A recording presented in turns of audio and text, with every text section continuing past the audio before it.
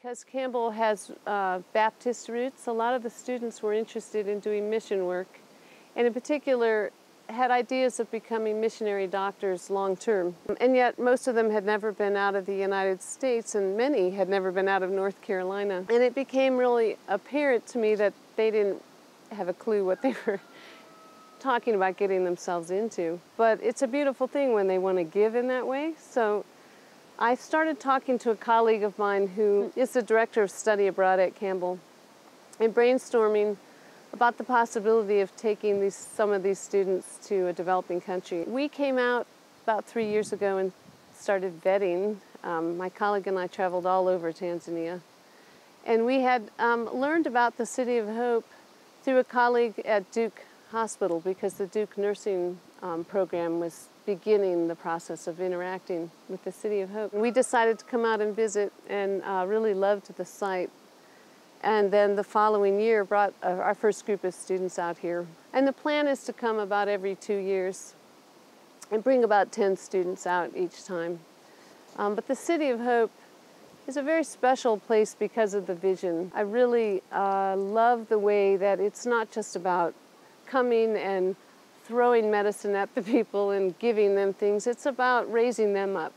I love his vision of taking these children, helping them break the mentality of poverty, and raise themselves up and help them to become leaders, help them to go back out into their community and bring change to the area. The fact that they're taking the students and teaching them how to farm for themselves, teaching them how to sustain themselves beyond their education here when they go out as adults. Chacha is someone with a lot of vision and a very charismatic person, and it's amazing to me how much he has accomplished in 5 years. It just floors me, especially in a place like Tanzania, where so much of it is having to work with the people and work with the system to bring about change. How our students begin to learn from the kids, certainly, but from the teachers and from Chacha's family, from all of the interactions that they have, how really similar we all are. How Africa isn't just about huts and people suffering and dying. There's so much joy in this country. So what is so special about the Tanzanian culture is it's a culture of joy. And the Tanzanians really know how to be present here right now, interacting with one another.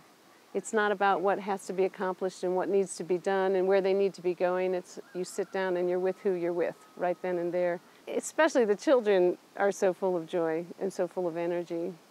And that really impacts our students. A certain percentage over time will return, and we're talking about people who are getting medical training and can really come and contribute their training to others.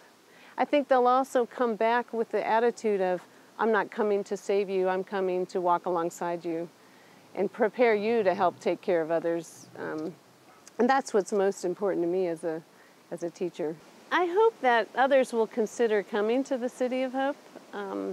There are a lot of good things going on here, and there is a need for financial support as well as friendship.